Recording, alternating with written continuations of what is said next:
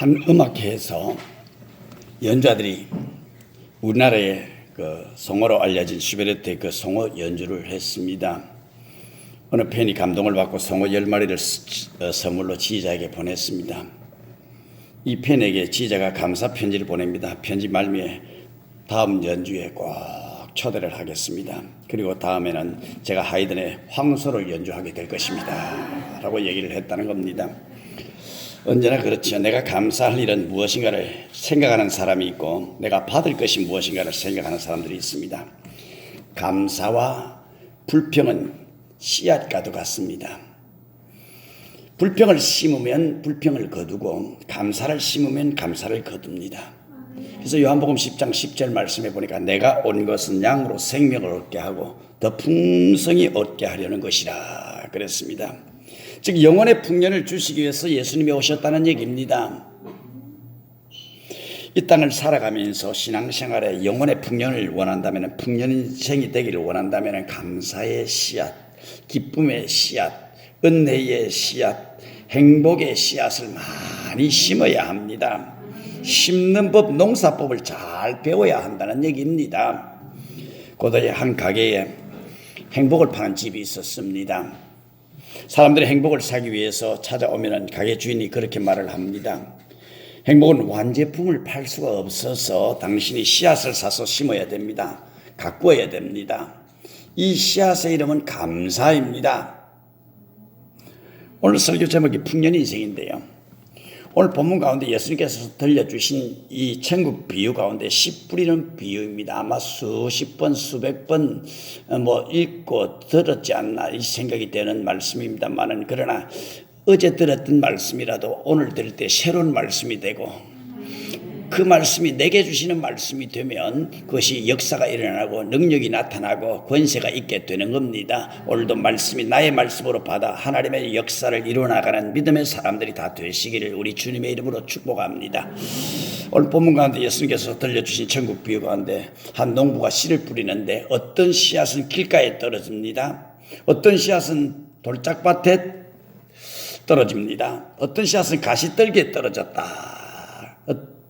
그래서 많은 씨앗들이 또 어떤 씨앗은 옥토에 떨어져서 30배, 60배, 100배의 결실을 맺었다고 하는 얘기입니다. 오늘 이 비유의 마지막 결론이 퍽이나 재미가 있습니다. 들을 귀 있는 자는 들으라 하시니라 그랬습니다. 들을 귀가 열려지시게 되기를 주의 이름으로 축원합니다. 축원합니다. 다 같은 우리가 길을 가지고 있지만은 들어서 복을 받는 사람이 있고 듣기는 들었지만 들리지 않는 사람, 또 열매 맺지 못하는 인생이 얼마든지 있을 수 있다라고 하는 얘기입니다.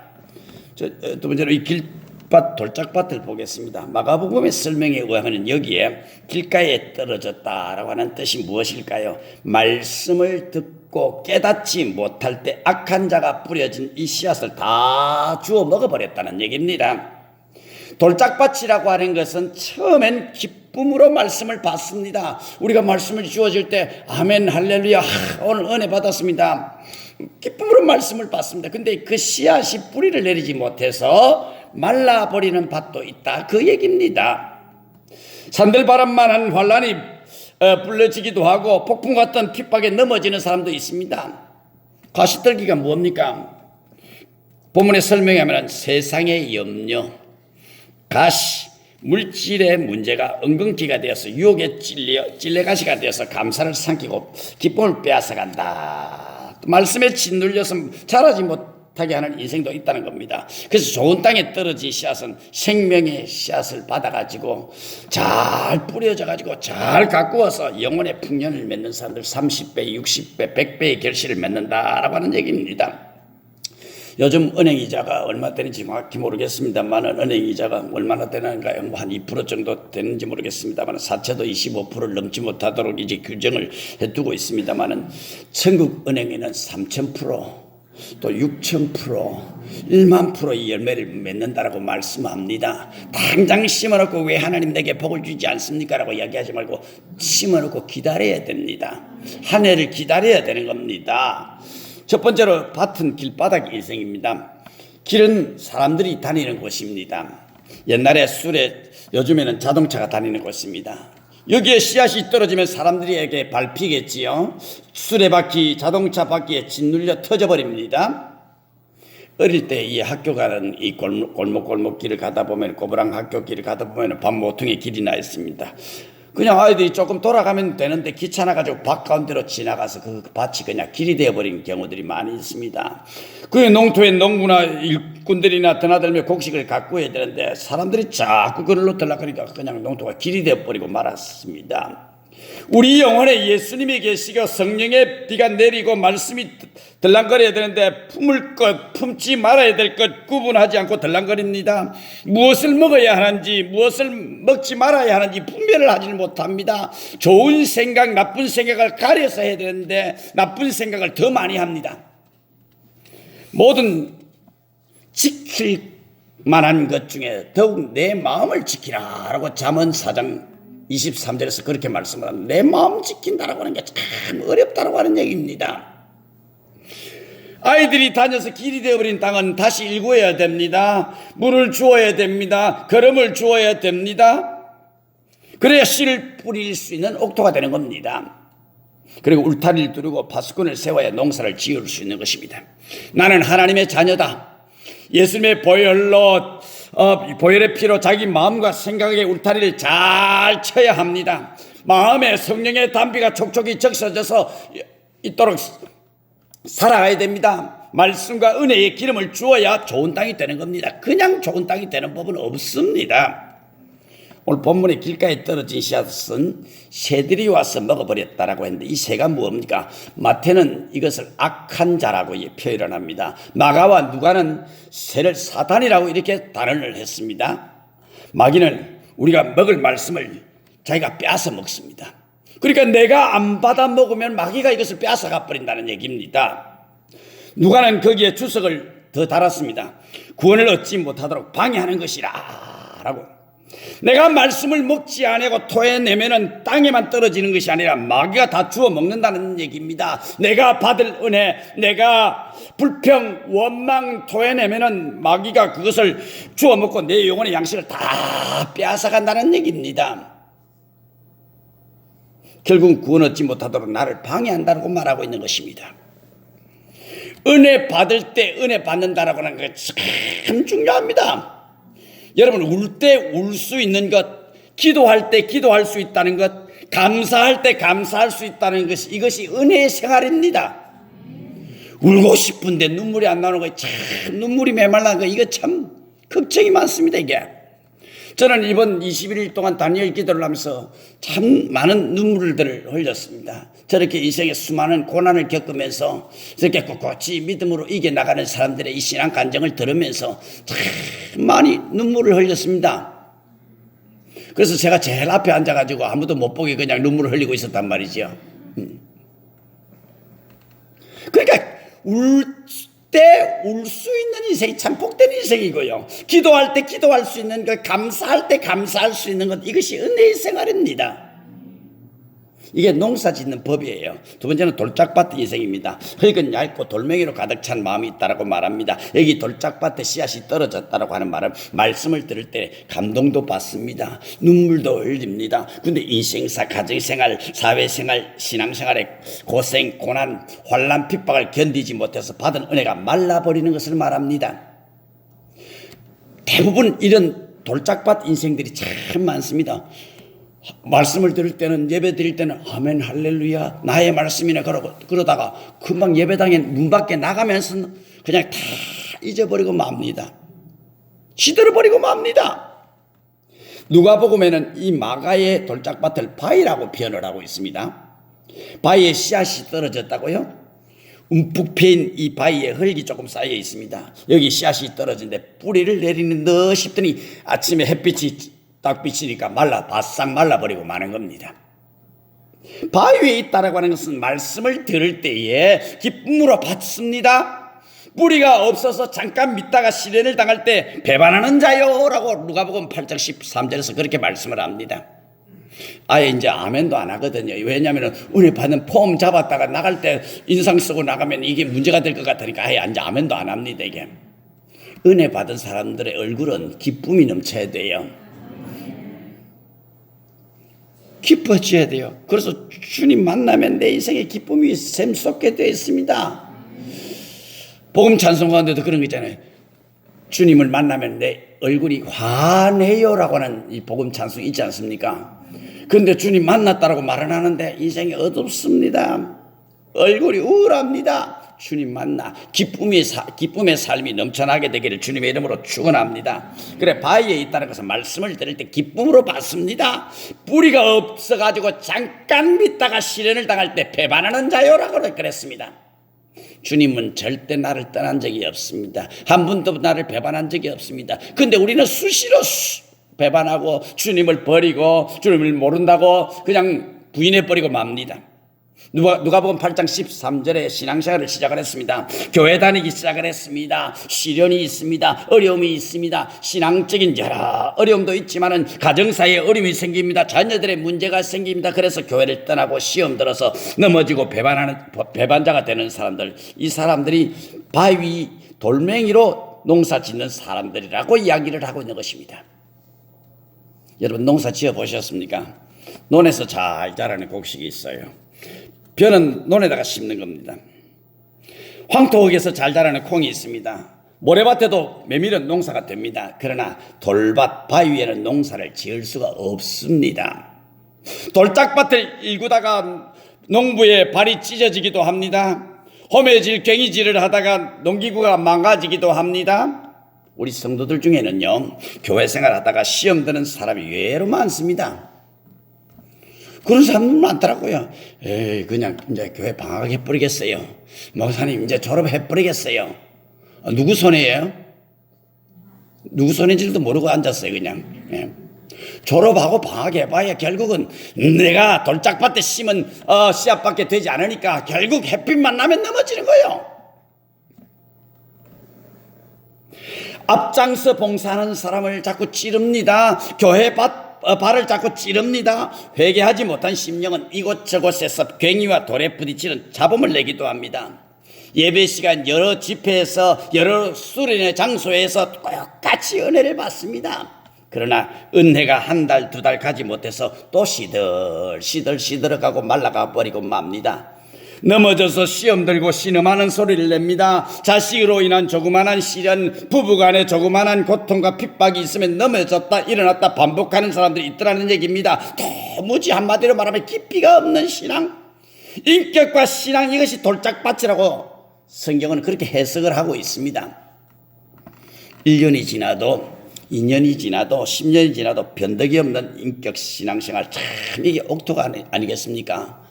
그냥 바람 부는 대로 물결 치는 대로 막 흔들리는 사람은 이거 바른 인격자가 될 수가 없습니다. 변함없는 신앙생활. 참 옆에 사람 인사하세요. 변함없는 신앙생활. 안 하는 사람이 5명이 계시는데 변함없어야 돼요. 변함이 없어야 돼요. 비가 오나 바람이 부나 주님 바라보고 살아가는 겁니다. 그러니까 변함이 없어야 됩니다. 이게 옥토입니다. 이게 옥토입니다. 평생 봉사의 자리에서도 잡음이 없는 봉사자들이 있지 않습니까? 귀한 봉사자들입니다. 그들이 있기 때문에 이 땅에 하나님의 나라 교회가 세워지는 것 아니겠습니까? 세 번째로 가시밭입니다. 가시밭 인생. 창세기 창조 때는 가시가 없었던 것 같습니다. 아담과 하와가 선악과를 따먹고 난 다음에 창세기 3장 18절 보니까 땅이 내게 가시덤불과 엉겅퀴를 낼 것이다 라고 이야기합니다. 가시가 그때 등장하는 거예요. 농사를 짓다 보면 이 잡초, 가시떨기는 가만히 두어도 그렇게 잘 자랄 수가 없습니다. 근데 곡식은 매일같이 가서 애써서 갖고 주어야 됩니다. 그렇기 때문에 성경은 이렇게 말합니다. 멸망의 길은 쉽다. 지옥 가는 건 어렵지 않다는 얘기입니다. 여러분, 지옥 가는 법 가르쳐 드릴까요? 가만히 있으면 지옥 갑니다. 저절로 가집니다.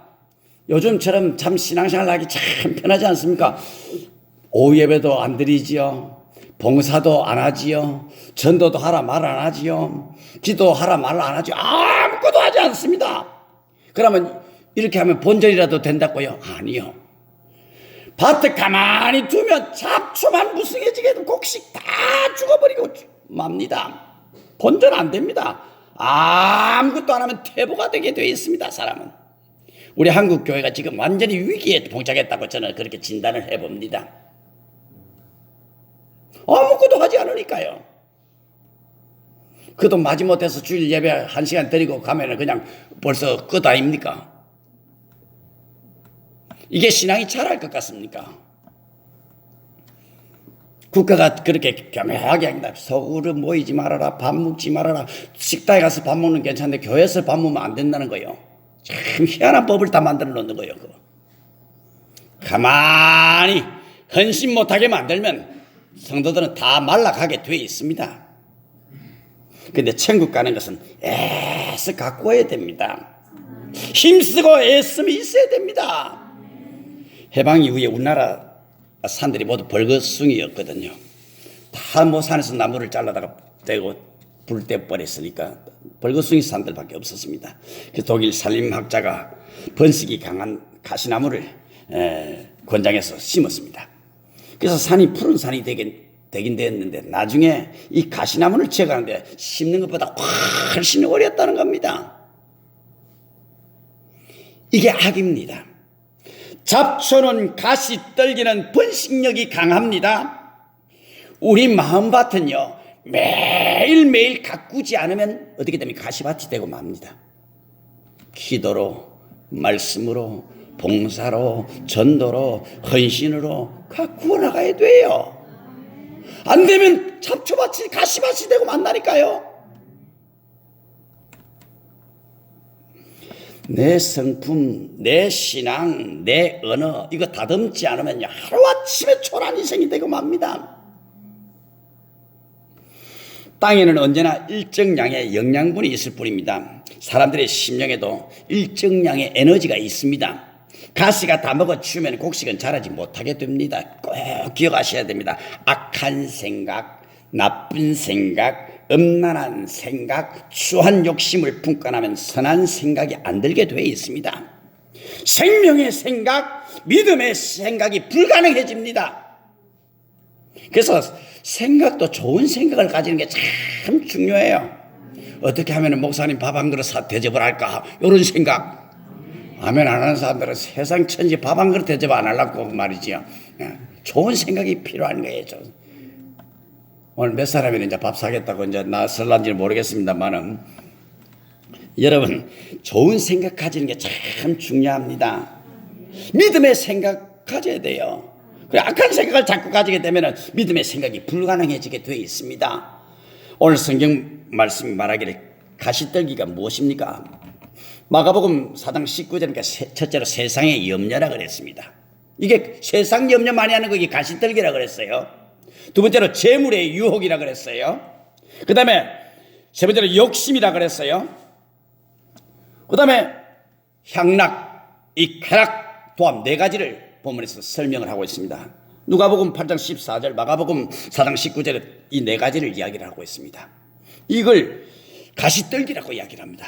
세상의 염려 내 많이 하는 사람은 병나게 되어 있습니다. 염려 좀 안 해도 됩니다. 너희 모든 염려를 다 어떻게 해라? 주님께 맡겨버리라. 주께서 우리를 돌아보시리라 그랬거든요. 맡기면 주님께서 책임져 주신다는 얘기입니다. 요즘 그런 목욕탕에 그런 글귀가 없습니다만 기중품은 주인에게 맡기십시오. 그런 글귀가 요즘은 없습니다만 요즘은 도둑이 좀 줄어들었나 봅니다만 예전에는 그게 많이 있어서 그런지 몰라도 그 글귀를 써놨어요. 안 맡긴 거 책임 안 지겠다는 얘기입니다. 그래서 아직 카운트에 들어가면서 그냥 지갑도 맡겨놓고 뭐 귀중한 물건 있으면 다 맡겨놓고 들어가는 거예요. 그럼 맡기면 잊어버려도 주인이 책임지는 거예요. 마찬가지입니다. 우리 인생도 주님께 다 맡기면 주님이 책임져 주실 줄로 믿으시기를 바랍니다. 그리고 공관복음서가 공이 첫 번째 가시떨기로 들고 있는 것은 세상의 염려입니다. 무엇을 먹을까? 무엇을 입을까? 염려하지 말라. 예수님이 살림을 안 해봐서 말씀하시는 말씀 아닌가? 뭐 염려 안 하고 되겠느냐? 가정주부들 솔직히 생각해서 아이고 내일 아침 반찬은 뭐 할까? 그것부터 걱정이 안 됩니까? 저하고 같이 사는 사모님은요 절대 내일 아침 반찬 뭘 할까 걱정 안 합니다. 아무개나 주는 대로 먹으니까. 믿음이 좋아서 아마 그렇지 않겠나 생각이 되어지는데 반찬 내일 아침에 반찬 무엇 할까 그 고민이 되어지는 게 정상입니다. 정기적으로 예수님이 출근을 안 해봐서 그렇지 문득 그런 생각 들지요. 어떻게 볼까 어떻게 싸울까 하는 염려, 이게 가시라는 겁니다. 가시. 염려라고 하는 말을 헬라 원문에 찾아보니까 이렇게 되어 있습니다. 우리 심장을 물어뜯는다는 뜻을 가지고 있습니다. 그러니까 마음을 물어뜯는다. 그래서 아픕니다. 괴롭습니다. 힘듭니다. 정상적인 생각과 판단이 불가능합니다. 의욕상실해버리고 맙니다. 극단적인 판단과 행동을 하게 됩니다. 염려가 지나치면요 때로 직장생활 등의 염려가 정상적인 것처럼 보이지만 반드시 그것은 은혜의 생활, 믿음의 열매를 빼앗아가버리고 마는 겁니다. 그러니까 믿음의 사람들은 염려가 그렇게 많이 없어요. 대답 안 하는 여러분들은 그래도 그렇지 목사님 염려가 없을 수가 있으며 누가 없다 했습니까? 그렇게 많이 없다 그랬지. 왜? 맡길 분이 계시고 책임져 줄 분이 계시고 해결해 줄 분이 계시기 때문에 그렇게 고민 안 해요. 그러니까 의식주 직장생활들 염려가 정상적인 것처럼 보이지만 반드시 그것은 은혜의 생활, 믿음의 열매를 앗아가는 것이 되고 마는 것입니다. 새에 녹이 슬듯이 우리 영혼에 녹슬게 만드는 것이 염려인 것입니다. 두 번째로 가시떨기는 재물의 유혹이라 그렇습니다. 재물 자체가 가시는 아닙니다. 그러나 염려는 가시입니다. 분명한 것입니다. 그 유혹은 분명 이게 가시입니다. 사탄은 오늘도 우리를 속입니다. 돈만 있으면 존경받을 거야. 품위를 지키고 있단다. 뭐든지 할 수 있는 세상이라고 속입니다. 이것이 자본주의가 만든 죄악이지 않습니까? 물질의 유혹을 당연한 것이라고 생각하지 마십시오. 아담 스미스의 극론에 보면은 부의 일종의 중력의 법칙이 작용한다라고 하는 얘기를 합니다. 무거운 것이 가벼운 것을 끌어당기는 힘입니다. 돈을 가지면 더 많이 가지고 싶은 생각이 든다는 겁니다. 그것보다 더 나쁜 것이 있습니다. 돈을 가지면 점점 더 많이 가지고 싶은데 적게 있을 때 욕심과 많이 있을 때 욕심이 달라진다는 겁니다. 그래서 비우고 나누는 법을 배우지 않으면요, 우리는 추한 세상의 속물이 되어버리고 마는 겁니다. 그래서 적게 있을 때 힘들고 어려울 때부터 비울 줄 아는 마음, 나눌 줄 아는 마음, 참 중요한 겁니다. 만 원이 생겼으면 한 2,000원 정도는 나눌 줄 아는 그런 마음이 필요한 거거든요. 그런 인생의 삶을 살아가시게 되기를 바랍니다. 물질의 유혹 신앙으로 이겨야 됩니다. 1원을 속이는 사람은 1억을 속일 수 있는 사람입니다. 여러분 결단하십시오. 깨끗하게 살리라. 정직하게 살리라. 특별히 국가든 회사든 교회든 단체든 공공의 자금을 관리하는 사람들은 주님 앞에 결단을 하고 살아야 됩니다. 나는 돈의 노예가 되지 않겠다. 돈의 주인이 되겠다. 나는 돈의 저주가 되지 않겠다. 축복이 되게 하겠다. 나는 돈 때문에 마귀에게 절하지 않는다. 돈이 내게 절하는 인생을 만들겠다. 돈이 나를 존경하는 인생을 살겠다는 겁니다. 적어도 도둑질은 하지 않고 살겠다. 이것이 하나님의 것을, 남의 것을, 공적인 것을 돈이 천국 가는 걸림돌로 만들지는 않겠다. 내가 주님 앞에 섰을 때 부끄러움 없이 쌓아놓은 것이 있는 삶을 살아가겠다. 믿음 생활 시작하면서부터 결단을 해 나가야 되는 겁니다. 이게 참 중요한 겁니다. 결단과 하나님 앞에 물질 때문에 부끄러운 삶은 살지 않겠다. 이 결단을 하는 축복의 시간들이 되시기를 바랍니다. 재물의 유혹에 말씀이 막히면 신앙생활의 열매는 어렵습니다. 돈이 얼마나 힘이 있는지 아십니까? 하나님하고 맞짱을 뜰 만한 큰 힘을 가지고 있는 게 돈입니다. 그 어떤 사람은 그렇게 하더라고. 여호와는 나의 목자시니, 이걸 빗정대가지고 머리는 나의 목자시니 내게 부족함이 없으리로다. 더 이야기하지 말죠 뭐. 이 돈이라고 하는 게, 물질이라는 게 하나님과 맞짱 뜰 만한 힘이 있다는 겁니다. 크든 작든 돈 문제로 시험 들지 마십시오. 대답을 잘 안 하시는데 돈 문제로 시험 드십시오. 그것도 알아들어가지고 대답은 안 하시는데, 하나님을 섬기고 이웃을 섬기는 일에 인색하지 마십시오. 그래야 천국의 열매가 맺혀집니다. 어떤 목사님이 저에게 전화가 왔어요. 별로 목사님은 잘 모르는데 사모님은 좀 알아요. 전화가 왔는데, 목사님 요즘 목회가 어떻습니까? 참 목회가 힘드네요. 교인 한 20명 정도 나오던 교회가 그것도 또 절반으로 나누어져 가지고 이 코로나 때문에 아예 교회 졸업장을 다 타버리고 10명 정도 나오는 교인, 그것마저 절반 또 떨어지고 5명 나옵니다. 어쩌면 좋습니까? 5명 나오는데 생활이 안 되니까 뻔하잖아요. 제가 워낙 착한 사람 아닙니까? 그래서 마이너스 대출을 끊어가지고 몇십만을 보내주면서 식사라도 함께 하시라고. 주고 나니까 마음이 얼마나 좀 괴로운지, 좀 더 드리면 좋았을 텐데 나도 더 드릴 게 없단 말이죠. 그래도 나는 그분보다는 좀 낫단 말이죠. 줄 수 있는 게 얼마나 축복인지, 감사한지. 뻔하지 않습니까? 월세 내야 되죠. 공과금 내야 되죠. 교회 5명 나와가지고 목회가 되는 게 아니거든요. 얼마나 힘듭니까? 물질의 마음에 딱 사로잡혔으면 이런 것을 할 수가 없습니다. 여러분 믿음 생활 시작하면서부터 바른 결단을 하시길 바랍니다. 재물의 유혹에 말씀이 막히면 신앙생활의 열매를 맺지 못합니다. 하나님 먼저, 진리 먼저, 우선순위를 잃어버리면 열매가 없습니다. 돈이 얼마나 힘인지 아십니까? 하나님하고 맞짱 뜬다 그랬는데요. 크든 작든 돈 문제로 절대로 시험 들지 마십시오. 하나님을 섬기고 이웃을 섬기는 일에 인색하지 마시고, 그래야 천국의 열매가 맺혀집니다. 세 번째는 가시떨기, 쾌락, 향락을 이야기합니다.